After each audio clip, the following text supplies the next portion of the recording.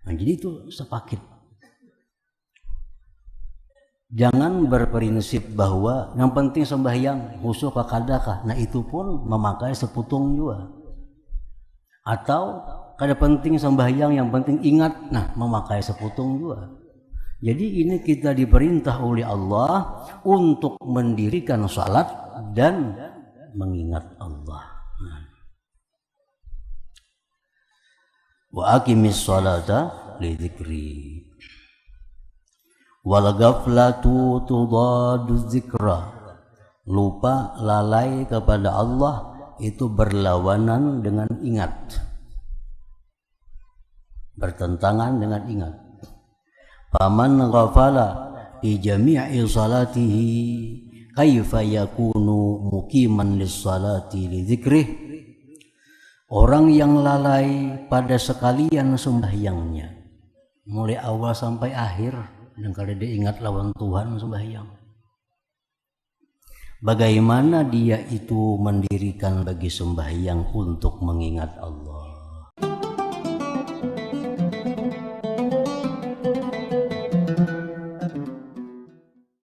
Bismillahirrahmanirrahim. Alhamdulillahirabbil alamin. Wassalatu wassalamu ala asyrafil anbiya'i wal mursalin Sayyidina Muhammadin wa ala alihi wa sahbihi ajma'in. Qala al-musannifu rahimahullah wa nafa'ana bi'ulumihi fid dharain amin.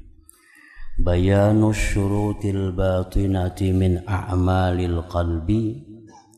Ini keterangan tentang syarat-syarat batin daripada perbuatan-perbuatan hati.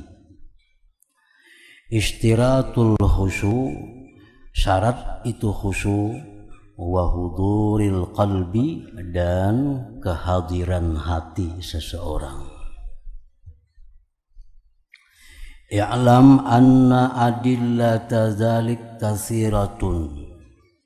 Ketahuilah bahwa dalil-dalil yang demikian itu disyaratkannya khusyuk dan hadir hati di dalam sembahyang itu banyak dalilnya.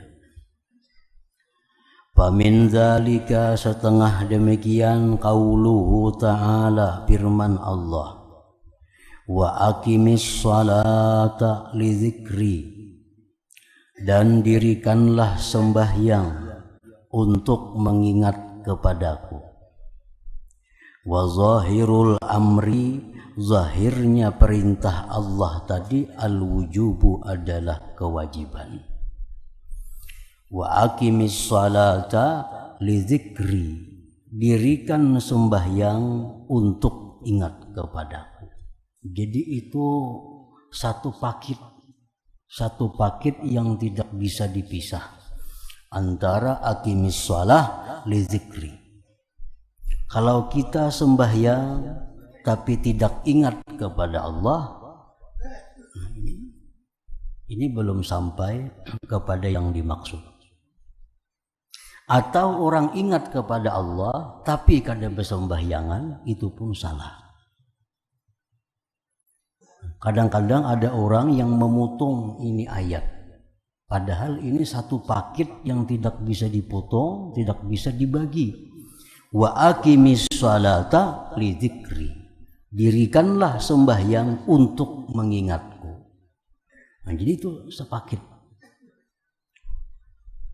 Jangan berprinsip bahwa yang penting sembahyang khusyuk kakadakah. Nah itu pun memakai seputung juga. Atau kada penting sembahyang yang penting ingat, nah memakai seputung juga. Jadi ini kita diperintah oleh Allah untuk mendirikan salat dan mengingat Allah.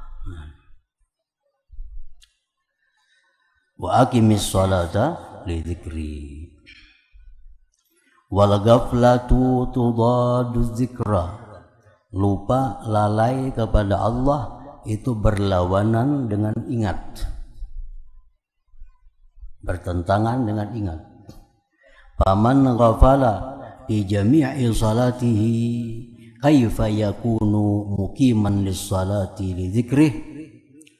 Orang yang lalai pada sekalian sembahyangnya, mulai awal sampai akhir, dan kalau dia ingat lawan Tuhan sembahyang. Bagaimana dia itu mendirikan bagi sembahyang untuk mengingat Allah. Wa qauluhu ta'ala, dan dalilnya lagi disyaratkan khusyuk dan hadir hati dalam sembahyang itu. Qauluhu ta'ala, firman Allah, wala takum minal ghafilin, dan janganlah kamu menjadi orang yang lalai.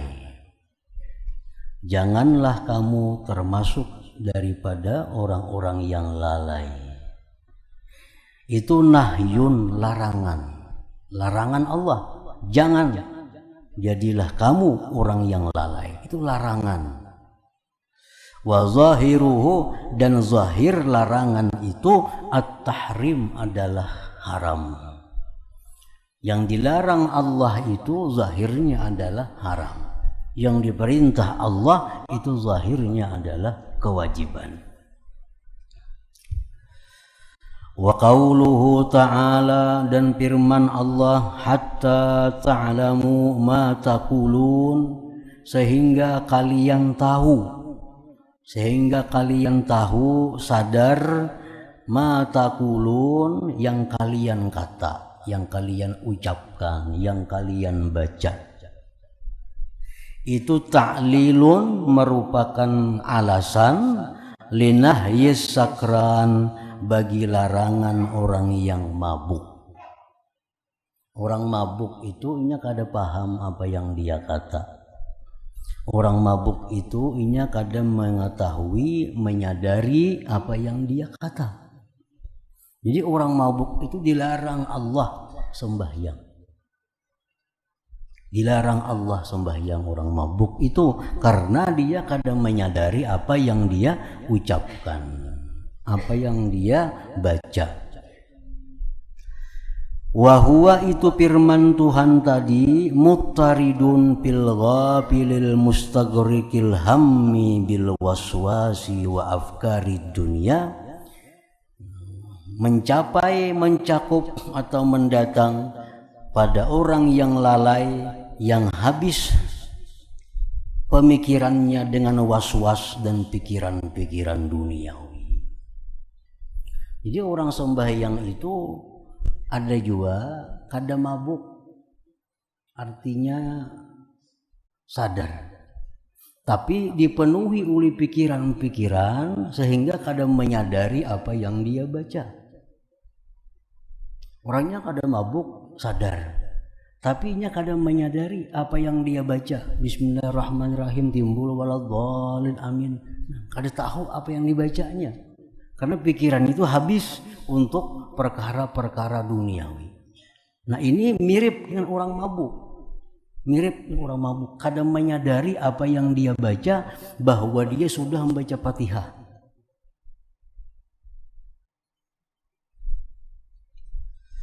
Nah, itu dilarang sembahyang dengan demikian. Usahakan sembahyang itu agar menyadari, mengetahui apa yang dibaca, apa yang diucapkan. Di dalam fikih ada hukum yang menunjukkan bahwa ini ada kejadian. Orang sembahyang jadi makmum.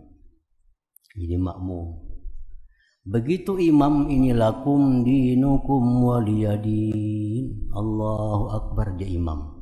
Makmum ini lalu, aku sudah belum membaca Fatihah. Nah, itu ada kejadian. Makanya dalam fikih itu ada hukumnya. Bagaimana orang yang seperti itu. Imam, jadi makmum ini imam membaca Fatihah, kemana kayaknya kada tahu. Imam membaca Qul ya kafirun, kada tahu juga. Begitu imam lakum dinukum waliyadin, Allahu Akbar, hanya ingat, aku di Fatihah sudah kah belum kah? Berarti kemana tadi? Kemana? Nah, ini mirip orang mabuk. Padahal bukan mabuk dari minuman atau dari makanan, tapi mabuk daripada habisnya pikirannya untuk hal-hal yang duniawi. Wa qauluhu sallallahu alaihi wasallam, dan sabda Nabi, innamas salatu tamaskunun, hanya saja sembahyang itu, ujar Nabi, tamaskun. Tamaskun itu artinya izharul maskanah, nah, menampakkan kemiskinan, kefakiran kita kepada Allah. Wa tawadhu'un, dan sembahyang itu ada tawadhu, ada merendahkan diri kita di hadapan Allah. Antara dalam sembahyang tadi kita menampakkan kemiskinan, kehinaan di hadapan Allah. Adakah dalam sembahyang tadi merasa rendahnya, hinanya diri kita di hadapan Allah? Nah, maka sembahyang itu jar Nabi adalah tamaskunun wa tawadhu'un. Husira bil alif wal lam, dan dibatasi itu lafaz as-shalah dengan alif dan lam, as-shalah. Wa kalimatu innama, kalimat innama itu litahqiq wa taukid, untuk memantapkan dan menguatkan.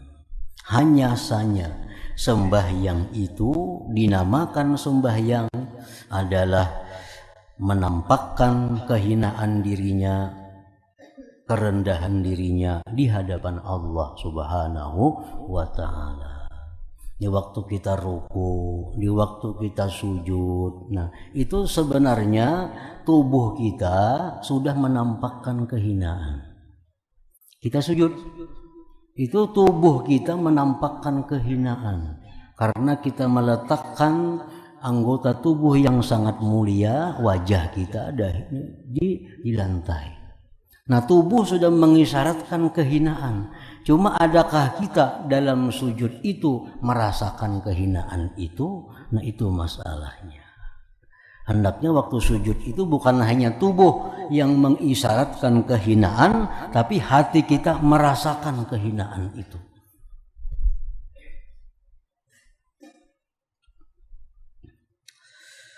Wa qauluhu sallallahu alaihi wasallam, dan sabda Nabi lagi, man lam tanhahu salatuhu anil fahsya'i wal munkar lam yazdad minallahi illa bu'da. Barang siapa yang tidak mampu mencegah akan dia oleh sembahyangnya dari perbuatan jahat dan munkar, tidaklah dia bertambah dari Allah melainkan jauh. Mestinya sembahyang ini semacam mursyid. Sembahyang ini guru yang sangat mendidik. Dari sembahyang itu kita belajar disiplin. Kan sembahyang itu kan penuh dengan disiplin, kada boleh ini, kada boleh itu, kada boleh ini. Cuma ini yang boleh. Nah, kan belajar disiplin dalam sembahyang. Dalam sembahyang kita menyampaikan ikrar, pengakuan kepada Allah bahwa ini dalam sembahyang. Inna salati wa nusuki wa mahyaya wa mamati, itu ikrar kita kepada Allah. Nah, mestinya sembahyang itu bisa mencegah kita dari perbuatan jahat dan munkar.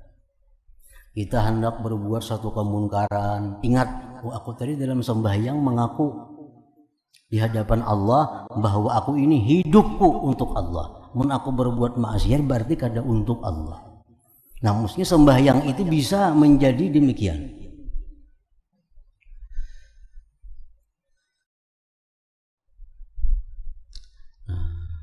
Barang siapa yang tidak mencegah akan dia oleh sembahyangnya dari perbuatan jahat dan munkar, tidaklah bertambah dia dari Allah melainkan jauh. Artinya kalau orang sembahyang, tapi maksiat, nah orang ini semakin jauh dengan Allah. Semakin jauh dengan Allah. Sembahyang 5 waktu, tapi maksiatnya 5 waktu juga. Maksiatnya, ribanya tetap jalan, matanya suka memandang yang haram masih jalan, tutur katanya gibah dusta masih jalan. Padahal kalau sembahyang nomor 1 dah. Nah, ini orang ini bukan makin dekat dengan Allah, tapi makin jauh hubungannya dengan Allah. Wa salatul ghafil, sembahyang orang yang lalai hatinya kepada Allah, la tamna'u minal fahsya wal munkar, tentu sembahyang itu tidak bisa mencegah daripada kejahatan dan munkar.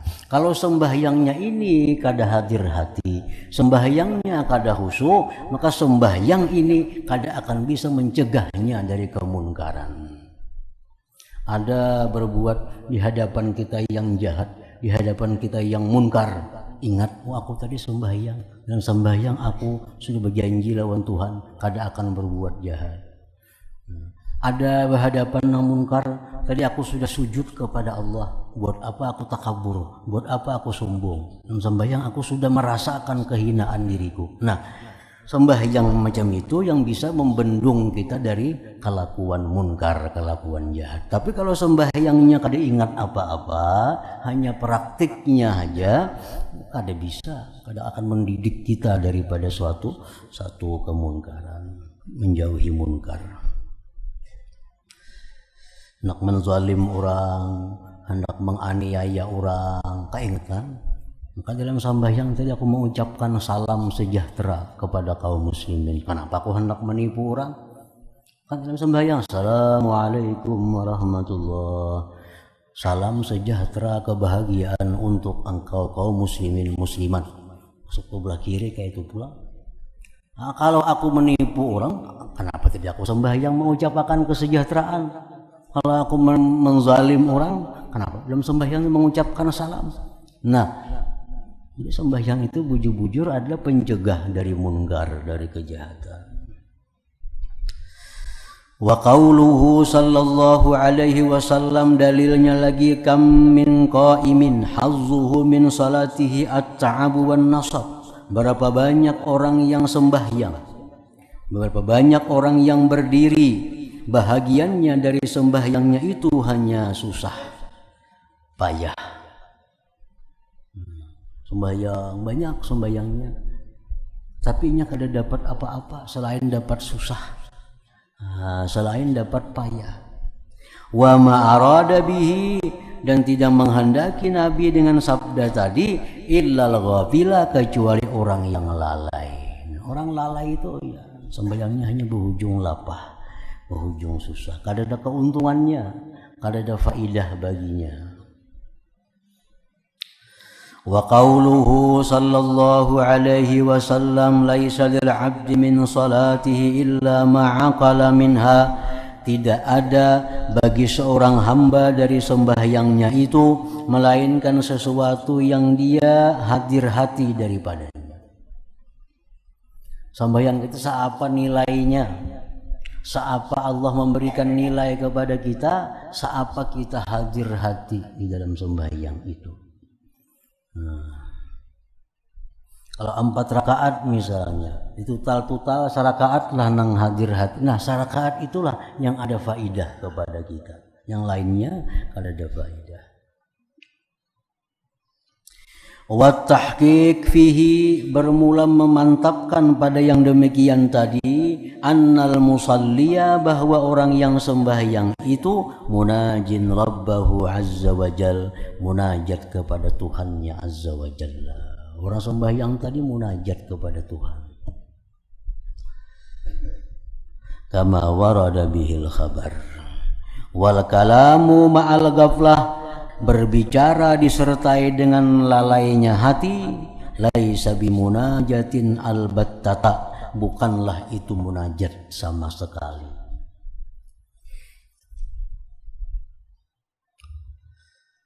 Walau halafal insanu wa qala la ashkuranna fulanan wa usni alaihi wa as'aluhu hajatan. Jikalau seseorang bersumpah, dia bersumpah, wallah, aku akan mengucapkan terima kasih kepada si fulan, dan aku memujinya, dan aku minta sesuatu kepadanya. Ini bersumpah.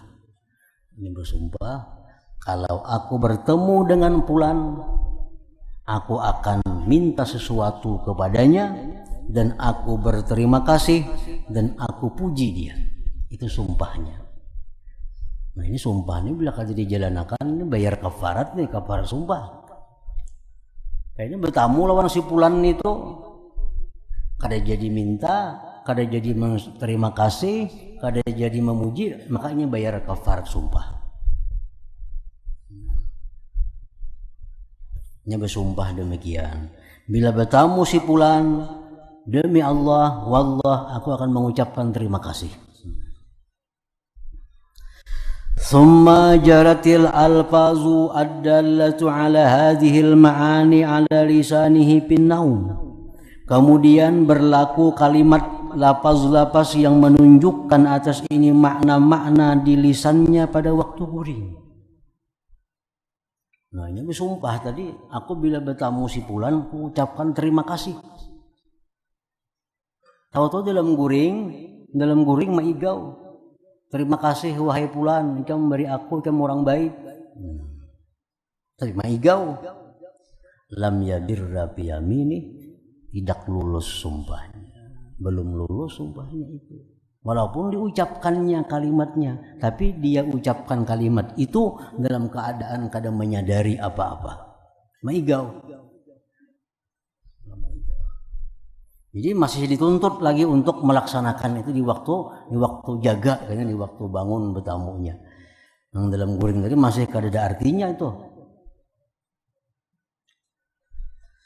Walau jarat ala lisanihi, jikalau berlaku kalimat lafaz-lafaz tadi atas lisan seseorang yang bersumpah tadi, bi zulmatin pada kegelapan, di tempat nang gelap, wadzalikal insanu hadirun, itu orang yang dimaksudnya hadir di situ, wa huwa la ya'rifu hudurahu, dia tidak tahu bahwa itu orang hadir, wa la yarahu, dan dia tidak melihatnya, la yasiru baran fi yaminih, tidaklah dia lulus pada sumpahnya. Atau misalnya di tempat yang gelap, di tempat yang gelap, di tempat yang gelap, inya kada tahu. Oh si Fulan tuh ada hadir di situ, kada tahu. Kada tahu. Diucapkannya, wahai Fulan, aku terima kasih, engkau orang baik. Nah, ini kada tahu pada Fulan tuh ada di situ, kada tahu. Dan ini gelap gulita. Nah itu pun lulus, sumpahnya kada lulus juga itu. Walaupun diucapkannya, tapi hatinya kada hadir. Hatinya kada hadir, bahwa Fulan itu ada di situ kada tahu. Nah sumpahnya itu masih diulang lagi kina, yang tadi masih belum asih lagi, belum meluluskan sumpah. Idla yakunu kalamuhu khitaban, karena tidak adalah perkataannya itu merupakan khitab, wanutkan dan tutur kata ma'ahu sertanya, malam yakun huwa hadiran fi qalbi, selama itu orang tidak hadir di dalam hatinya. Falau kana tajri hadhil kalimatu ala lisanih, jikalau berlaku ini kalimat-kalimat tadi juga atas lisannya, wahwa, dan orang yang dikhitab itu, orang yang dimaksud itu hadirun hadir, illa kecuali annahu fi bayadin nahar, di terangnya siang, ghafilun, dia lalai, likaunihi mustaghrikal ham, karena dia habis pikirannya, bipikrin minal afkar, dengan pikiran dari macam-macam pikiran, walam yakun lahu kasdun, tidak ada baginya tujuan, yuwajjihul khitab ilai, yang mengarahkan khitab kepadanya, inda nutqih, ketika bertuturnya, lam yasir baran biyaminih, belumlah dia lagi lulus pada sumpahnya. Orangnya ada hadir, cuacanya kada gelap gulita, tapi inya lalai mengucapkan itu, inya lalai kada bermaksud lawan si Fulan itu ditujukannya kalimat itu. Nah itu pun juga sumpahnya belum beres juga lagi. Nah jadi sumpah nang beres itu kalau kita sudah bertemuan lawan inya, nah Fulan aku terima kasih banyak lawan ikam. Inya sadar mengucapkan itu dan mengetahui orangnya nih hadir di mukanya, dan hatinya pun mengarahkan itu kata-kata kepada si fulan tadi. Nah, hanya lulus sumpahnya. Demi Allah, wallah, bila aku berjumpa si fulan, aku akan mengucapkan terima kasih padanya. Karena bertamuan lawan fulan, bertamuan, hati kita ini sadar ini adalah si fulan. Nah, waktu kita mengucapkan itu pun tujuannya kepada si fulan, wahai fulan, aku terima kasih lawan ikam. Nah, sadar, ingat ini si fulan, diucapkan, diarahkan kepadanya. Nah, hanya lulus sumpahnya tadi, hanya selesai sumpahnya. Nah, jadi hubungannya dengan sembahyang ya seperti itu artinya. Kalau kita sembahyang alhamdulillah rabbil alamin arrahmanir rahim maliki yaumiddin iyyaka na'budu wa iyyaka nasta'in, hanya kepada Engkau kami menyembah, hanya kepada Engkau kami minta tolong. Nah, itu kan ucapan itu, apakah sah kada ucapan itu kalau hati kita ini kada merasa berhadapan dengan Allah, hati kita kada sadar apa yang kita ucapkan, sah kada ucapan itu? Nah, kalau sumpah tadi kada sah. Nah, sembahyang pun demikian pula artinya.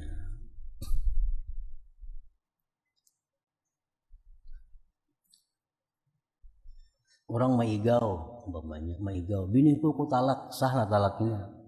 Kada sah talaknya. Kenapa? Nya maigau, kada menyadari apa yang dia baca.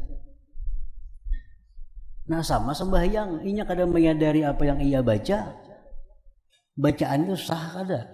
Nah, itu oleh para ulama ini dikatakan itu kada sah bacaannya, karena inya kada mengira, kada menganggap bahwa Allah tuh hadir, kada ada. Tujuannya pun kada menghitab menuju kepada Allah, cuma hanya kalimat saja menuju kepada Allah. Iyyaka, kepada Engkau kami bersembah, kepada Engkau kami minta, hanya ucapan, tapi hatinya kada menunjukkan kepada Allah. Dia merasa bahwa Allah kada ada di hadapannya. Nah, ucapan itu berarti kada sah ucapannya. Ucapan iyyaka na'budu wa iyyaka nasta'in.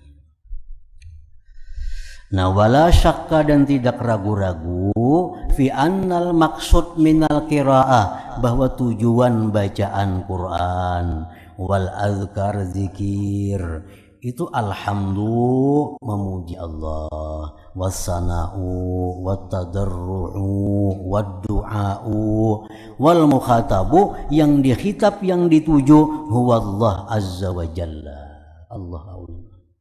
Allahumma inni a'udzubika, ya Allah ku berlindung kepada Engkau. Nah, ucapannya bujur aja sudah mengarah ke situ. Tapi apakah inya menyadari bahwa ucapan itu ditujukan kepada Allah? Sadar kada? Sadar kada bahwa Allah tuh ada di hadapannya? Sadar kada bahwa Allah tuh mendengar apa yang inya baca? Nah, bila kada menyadari itu, hanya ucapannya aja, itu hanya dianggap sesuatu yang tidak bermakna, kada ada artinya. Wal mukhatab, yang dikhitab itu huwallah azza wajal. Wal qalbu, dan hati, bihijabil ghaflah, dengan dinding kelalaian, mahjubun anhu, terdinding daripada Allah, fala yarahu wala yushahiduhu, dia tidak bisa melihat dan menyaksikan Allah subhanahu wa ta'ala. Bal huwa ghafilun, bahkan dia lalai, anil mukhatab, daripada yang dihitab, yang dipandirinya. Wal lisanu yataharraku, lisannya itu bergerak, bihukmil adat, hanya dengan kebiasaannya. Hanya kebiasaan, bila sembahyang baca Fatihah, bila sujud baca ini, hanya kebiasaan. Pama ab'ada hada, alangkah jauhnya ini, anil maksud, dari yang dituju, bisalah, dengan sembahyang. Sangat jauh dari tujuan sembahyang kalau demikian. Ini sembahyang itu kita mesti menyaksikan hati kita, Allah itu ada di hadapan kita. Nah, kalimat yang kita ucapkan iyyaka itu memang kita tujukan untuk Allah yang ada di hadapan kita ini. Nah, itu hanya ngarannya hadir hati, sadar. Allati syuriat, yang disyarakkan sembahyang itu, litaskilil qalbi, untuk mengkilapkan hati, wa tajdidi zikrillah azza wa jal, memperbaharui zikir kepada Allah, wa rusukhi aqdil iman bihi, kukuhnya ikatan iman di dalam hati. Nah, sembahyang itu kan itu tujuan sembahyang, supaya hati mengkilap, selalu baru zikir, nah, kukuh keimanan dengan Allah. Tapi kalau dengan cara yang macam tadi, inya merasakan bahwa Allah itu ada di hadapannya, yang kalimat yang ditujukannya pun inya kada mengarahkannya kepada Allah. Nah, wabil jumlah kesimpulannya, fahudurul qalbi, kehadiran hati seseorang dalam sembahyang itu huwa ruhus shalah, itu rohnya sembahyang, rohnya sembahyang. Wa man arafa sirras shalah, siapa yang mengetahui rahasia sembahyang, alima niscaya dia tahu annal ghaflah tudaduha, bahwa lupa lalai itu berlawanan dengan sembahyang. Karena sembahyang li zikri, untuk mengingatku, ujar Allah Subhanahu wa ta'ala.